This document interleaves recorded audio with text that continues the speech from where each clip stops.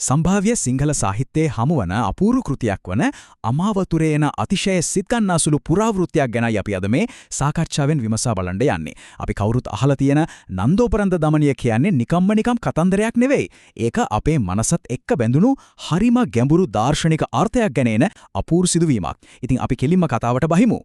හිතලා බලන්න කිසිම විදියකින් පාලනය කරන්න බැරි අතිශය විනාශකාරී කෝපයක්.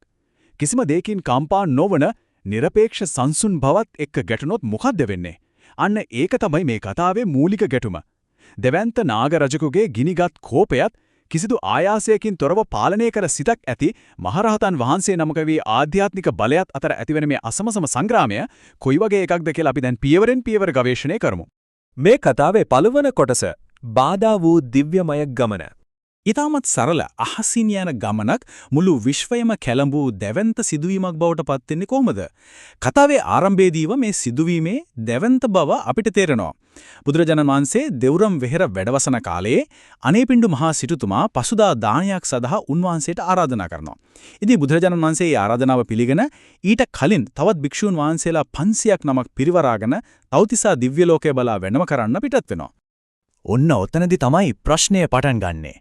මේ වෙලාවේ නන්දෝපනන්ද කියන නාගරාජයා තමන්ගේ දිව්‍ය විමානයේ ඊටමත් අලංකාර භෝජන සංග්‍රහයක් භුක්ති විඳිමින් ඉන්නේ.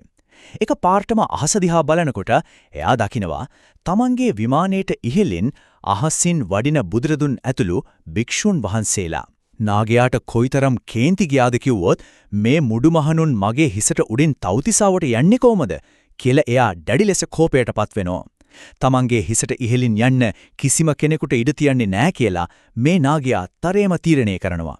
දෙවන කොටස මහා මේරු පර්වතය අවහිර කිරීම. දැන් මේ නාගයා කුතරම් විශාලද කියනවනම් කෙලින්ම මහා මේරු පර්වතය ළඟට ගිහින් තමාගේ සැබෑ වේශය මවාගෙන මුළු පර්වතයම දැවැන්ත දරණ හතකින් වට කරනවා. ඊට පස්සේ තමන්ගේ විශාල පෙනෙන් මුළු දිව්‍ය ලෝකයම නොපෙනී යන විදියට සම්පූර්ණයෙන්ම වහගන්නවා. හරියට මුළු අහසම එකපාරටම කලවර වුණා වගේ. මේ භයංකර විශාලත්වය ඇත්තරම අපිට හිතා ගන්නත් අමාරුයි නේද? මේ දාපු අවහිරේ ප්‍රායෝගික ප්‍රතිඵලය මොකක්ද? බුදුරදුන් සමග වැඩම කරන රටපාල් කියන මහතෙරුන් වහන්සේට හදිසියෙම මහා මේරු පර්වතයත් තවතිසාවේ මාලිගාවත් මුකුත්ම පේන්නේ නැති වෙනවා. මේ ගැන තෙරුන් වහන්සේ විමසපුවාම නන්දෝපනන්ද නාගයා කෝපයෙන් මේ සේරම තමන්ගේ පෙනෙන් වහලා අවහිර කරලා තියෙන විදිය බුදුරජාණන් වහන්සේ පැහැදිලි කරලා දෙනවා. ඉතින් මේ වෙලාවේ මේ අහංකාර නාගයාව මර්ධනය කරන්න ඕන තරම් භික්ෂුන් වහන්සේලා ඉදිරිපත් වෙනවා. හැබැයි බුදුරජාණන් වහන්සේ ඒ කිසිම කෙනෙකුට අවසර දෙන්නේ නැහැ. මොකද මේ වැඩේට ඕනි කරන සුවිශේෂී රිද්දි බලය ගැන උන්වහන්සේ හොඳින්ම දන්නවා. අවසානයේදී මුගලන් මහරහතන් වහන්සේ මේ සඳහා ඉදිරිපත් වුණාම විතරයි ඒ විශේෂ මෙහෙයුමට බුදුරදුන්ගෙන් අවසර ලැබෙන්නේ. ඒ කියන්නේ හරිම කෙනාටයි නිසි වගකීම ලැබෙන්නේ. තුන්වන කොටස අద్භූත නාග සංග්‍රාමය. දැන් තමයි නියම සටන පටන් ගන්නෙ. මේ මහා ගැටුම හරියට වේගවත් චිත්‍රපටයක් වගේ. මුගලන් තෙරුන් නාගයාවත් යටපත් කරන තරමේ අතිවිශාල නාග වේශයක් මවාගෙන දරණ 14කින් නන්දෝපනන්දයාව වෙලා ගන්නවා. ඒ කියන්නේ නාගයාගේ ප්‍රමාණය වගේ හරියටම දෙගුණයක් විශාලයි. ඊට පස්සේ නාගයා කෝපයෙන් දුම්පිට කරනකොට තෙරුන් වහන්සේ දුම්පිට කරනවා. නාගයා ගිනිපිට කරනකොට තෙරුන් වහන්සේත් ගිනිපිට කරනවා. එතනින් නවතින්නේ නැහැ. තෙරුන් වහන්සේ හරිම සංසුන්ව නාගයාගේ කන් සහ නාසා සිදුරු හරහා ගිහින් කෙලින් මෙයාගේ බඩ ඇතුළත වෙලා සක්මන් කරන්න පටන් ගන්නවා. හිතා ගන්න පුරුවන් දෙයක. මේකෙන් අපිට පෙන්වලා දෙන යටි අරුත හරිම අපූරුයි. නාගයා පිට කරන දුම් සහ ගිනි වලින් නාගයාටම දැඩි ලෙස හානි සිදු වෙනවා. ඒ කියන්නේ ඔහු තමන්ගේ කෝපයෙන් තමන්ම පුලුස්සා ගන්නවා. හැබැයි මුගලන් තෙරුන්ගේ ආධ්‍යාත්මික බලය නාගයව මර්ධනය කළාට තෙරුන් වහන්සේට එකෙන් කිසිම හානියක් වෙන්නේ නැහැ. කෝපය කියන දේ මිනිස්සෙකුව ඇතුළතින්ම දවාලන බවත් හොඳින් හික්මුණු මනසක් කිසිම බලපෑමකට ලක් වෙන්නේ නැති බවත් මේකෙන් අපූර්වට පැහැදිලි වෙනවා. ඊට පස්සේ තමයි මේ සංග්‍රාමයේ උච්චතම අවස්ථාව එන්නේ. නාගයාගේ ඉල්ලීම මත තෙරුන් වහන්සේ බඩෙන් එළියට ආපු ගමන්ම නාගයා Taman ළඟ තියෙන භයානකම ආයුධය පාවිච්චි කරනවා. ඒ තමයි අතිශය විෂසහිත මාරාන්තික වාතයක් පිට කරන එක. හැබැයි ඒ මොහොතේම මුගලන් තෙරුන් වහන්සේ ඊටමත් වේගෙන් සිව්වන ධානයට සමවදිනවා. ඒ ගැඹුරු ආධ්‍යාත්මික සංසුන් බව ඉස්සරහා තෙරුන් වහන්සේගේ එකම එක රෝම කූපයක්වත් හොල්ලන්න අර මාරාන්තික වාතයට පුළුවන් වෙන්නේ නැහැ.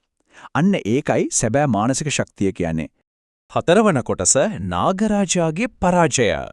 දැන් සටන අවසන් කරන්න කාලය හරි. මුගලන් තෙරුන් වහන්සේ අවසාන වශයෙන් තීරණාත්මක පියවරක් ගන්නවා. උන්වහන්සේ එකපාරටම යෝධ ගුරුළු වේශයක් මවා ගන්නවා. නාගයින්ගේ පරම සතුරා වන ගුරුලෙකුගේ වේශයෙන් ඇවිත් තමන්ගේ හැම උපක්‍රමයක්ම අසාර්ථක වෙලා අසරණ වෙලා ඉන්න නන්දෝපනන්ද නාගයව ලුහු බඳින්න පටන් ගන්නවා. තවත් නම් මොකුත්ම කරන්න බෑ. තමන් සම්පූර්ණයෙන්ම පරාජය වෙලා ඉවරයි කියලා තේරුම් ගත්ත නාගරාජයා තමන්ගේ අර දෙවන්ත අහංකාර වේශය අත්හැරලා දානවා. බලන්න ඒකේ තියෙන සංකේතාත්මක බව. එයා කුඩා දරුවෙකුගේ එමන් නැත්නම් මානවයෙකුගේ වේශයක් මවාගෙන මුගලන් තිරුන් වහන්සේගේ පාමුල වැඳ වැටි යටත් වෙනවා. ඊට පස්සේ තිරුන් වහන්සේ ඔහුව බුදුරජාණන් වහන්සේ වෙත කැඳවාගෙන යනවා. එතනදී නාගයා බුදුරදුන්ගේ සරණ යනවා. කතාවේ ලොකුම පෙරළිය එතනයි. 5 වන කොටස බුදුරදුන්ගේ ධර්ම දේශනාව. දැන් තමයි මේ කතාවේ වැදගත්ම පණිවිඩය එන්නේ. කෝපය නිසා අපේ සැබෑ ජීවිතයට මොකද වෙන්නේ කියලා බුදුරජාණන් වහන්සේ මෙහිදී පැහැදිලි කරනවා. කෝපය නිසා තමන්ගේම ආදරණීය මව්පියන්, සහෝදරයන් සහ මිතුරන්ට පවා තමන්ව එපා වෙනවා. ඒ වගේම ශාරීරිකව විරූපී වෙලා විවිධ ලෙඩ රෝගවලට ගොදුරු වෙනවා විතරක් නෙවෙයි, මරණින් මතු දුගතිවල ඉපදෙන්න පවා මේ දරුණු කෝපය හේතු වෙන බව මෙතනදී මනාව පැහැදිලි කරනවා. එහෙනම් මේකට තියෙන විසඳුම මොකක්ද? ඒ තමයි මෛත්‍රිය. මෛත්‍රිය කියන්නේ සියලු සත්‍යයන් කෙරෙහි මෘදු, සෞම්‍ය සහ කරුණාවන්ත සිතක් පවත්වා ගන්න එකයි. අර අපි මුලින් දැක්ක විනාශකාරී කෝපයට එරෙහිව පාවිච්චි කරන්න පුළුවන් එකම ඖෂධය මේක බව අමාවතුර ග්‍රන්ථය අපිට කියා දෙනවා. කෝපය කවදාවත් තවත් කෝපයකින් පාලනය කරන්න බෑ. ඒක කරන්න පුළුවන් මේ වගේ සෞම්‍ය සිතකින් විතරමයි. මේ අපූරු සිදුවීමෙන් පස්සේ දානය සඳහා අනේපිඩු සිටුතුමාගේ නිවසට වැඩම කළාම ප්‍රමාදයට හේතුව අහපු සිටුතුමාට බුදුරජාණන් වහන්සේ මේ සම්පූර්ණ සිදුවීම විස්තර කරනවා.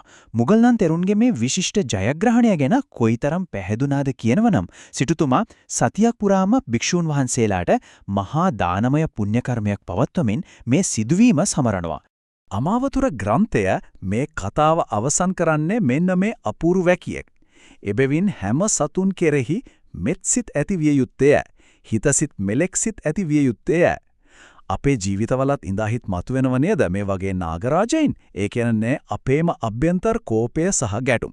ඉතින් ඒ දේවල් සංසුන් මෛත්‍රී සහගත සිතකින් පාලනය කරගන්නේ කොහොමද කියලා හිතලා බලන්න මේ කතාන්දරේ කදිම ආදර්ශයක් දෙනවා. එහෙමනම් අපි හැමෝගෙම හිත ඇතුලේ හැංගිලා ඉන්න මේ නන්දෝපනන්දවරුන්ව අපි මෙල්ල කරගන්නේ කොහොමද? ඒක අපි හැමෝම අපෙන් අහගන්න ඕන ප්‍රශ්නයක් නේද?